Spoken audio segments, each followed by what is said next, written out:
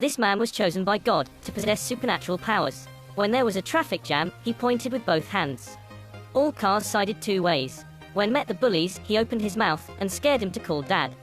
He stood at the top of the tower, calling for thunder. "My will be done." Now he was the man with supernatural power.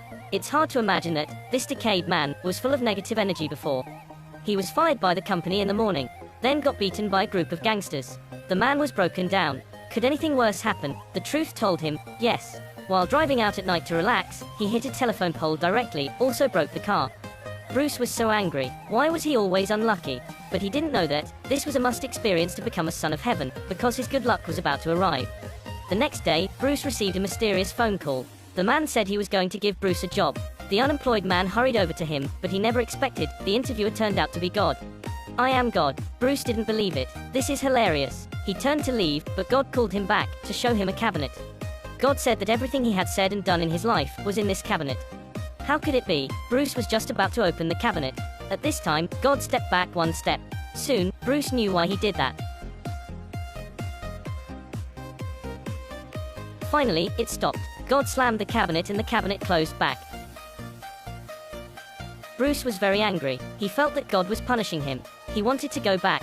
So Bruce put his hand behind his back and asked God to guess how many fingers he stretched out. God said 7. Bruce stretched 2 more immediately. "Ha, you're wrong." But when he saw his hand, it turned into 7-finger hand. Bruce was shocked. Now he finally believed that this ordinary old man was the omnipotent God. At this time, God told him that, "You've been doing a lot of complaining about me, Bruce. So here's your chance. When you leave this building, you will be endowed with all my powers." Bruce immediately ran away. "Whatever you say, pal." He got into the car in a hurry but couldn't start it. Start. Bruce thought it was just a coincidence. He went to a restaurant and ordered a cup of coffee to calm down. But when he asked the waiter for a spoon, the old man beside him was shocked. Bruce was shocked too. Is it true? Bruce decided to try again. He spread his hands and concentrated on his thoughts, and the store suddenly gusted up. The tomato soup was divided into 2 halves like the Red Sea. This time Bruce finally believed that he had supernatural power. Having fun, it turned out that God appeared to explain the job. He said, "You have all my powers. Use them any way you choose. There are only 2 rules.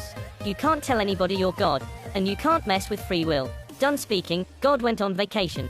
Now Bruce had become a surrogate God. This was the first day he was a god.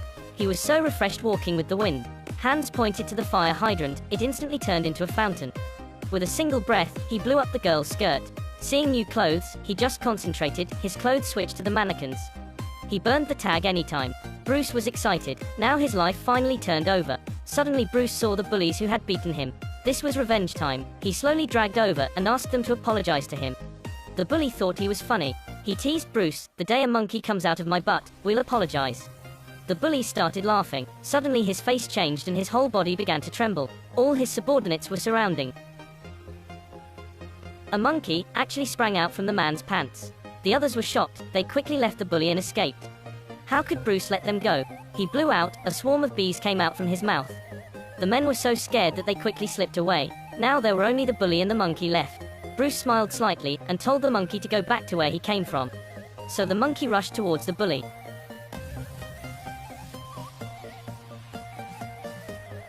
This time Bruce finally raised his eyebrows and decided to celebrate.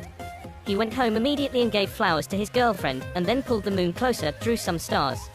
It was very romantic. The girlfriend was happy. She asked him to wait for 5 minutes. But Bruce couldn't wait. Pleasurable. The girlfriend was too stimulating. He said, "Pleasurable, pleasurable." His girlfriend was even more orgasmic. Love was firm now. The next day, Bruce wanted to get the job back. He went out excitedly. He changed his broken car into a luxury car. Meeting a traffic jam, he pointed at all the cars and they immediately gave way.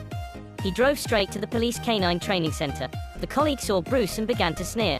"You're the guy that went crazy. There's no story here. This pond is all fished out." But Bruce was confident that something big will happen. As soon as the voice fell, the police dug up a corpse. The colleague was in shock and wanted to get the camera, but the car door was instantly locked. It was the trick of Bruce. Bruce easily got the exclusive news.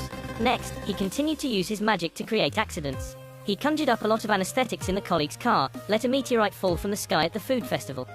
Being at the scene, he was the fastest to get the news. He became the favorite of the media.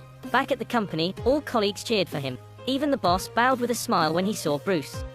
Bruce had his wish fulfilled. But he didn't know, although it was cool, God also had to work. That evening, Bruce was having dinner with his girlfriend. Suddenly, it became so noisy, as if hundreds of people were talking at the same time. Bruce was angry, and told the nearby people to shut up. But the sound did not stop. Bruce finally realized that the sound came from his brain. He thought he was going crazy and ran out. "Give me a break." Bruce arrived at Mount Everest in an instant. It was God who brought him over. Bruce asked loudly, "What about the voices in my head?" God answered, "Those are prayers, and you keep ignoring them." He asked Bruce, "How many people have you helped?" Bruce was speechless. He didn't help at all. God said, "Well, you took the job, Bruce, so I suggest you get to it." This surrogate God developed a software to turn people's wishes into online orders processing. "You've got prayers." Bruce looked intently at the number of prayers. He could only just do this, like this. Crackling, crackling. The efficiency was still too low. Bruce directly selected all agreed, and it was done in an instant. Now everyone's wishes had come true.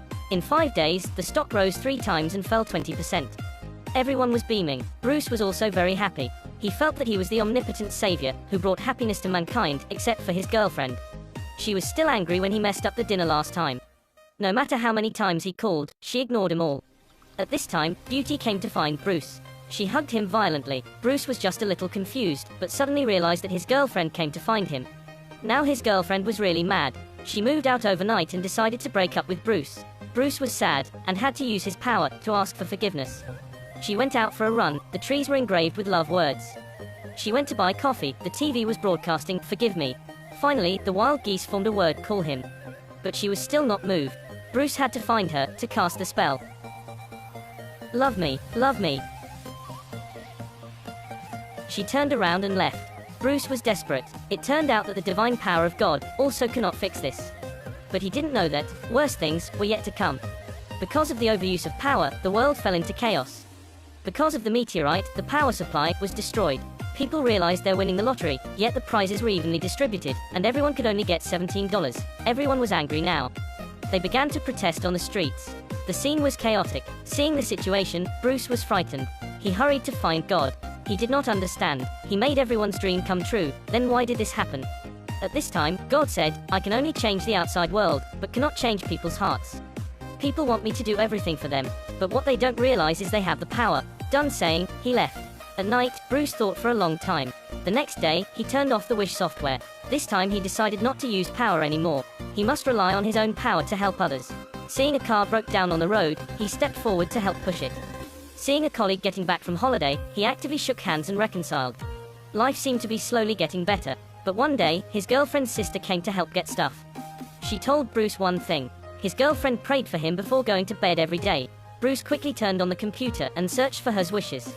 Sure enough, each wish really hoped that Bruce could cheer up. Bruce was very moved. He once again used power to come to his girlfriend's house.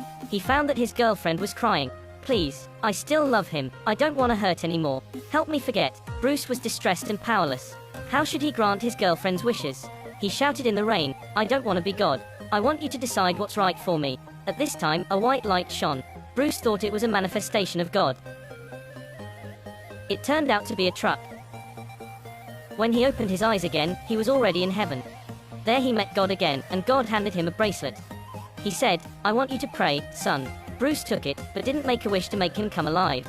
Instead, he said religiously, "I want her to be happy. I want her to find someone who will treat her with all the love." God smiled and said, "I'm gonna get right on it."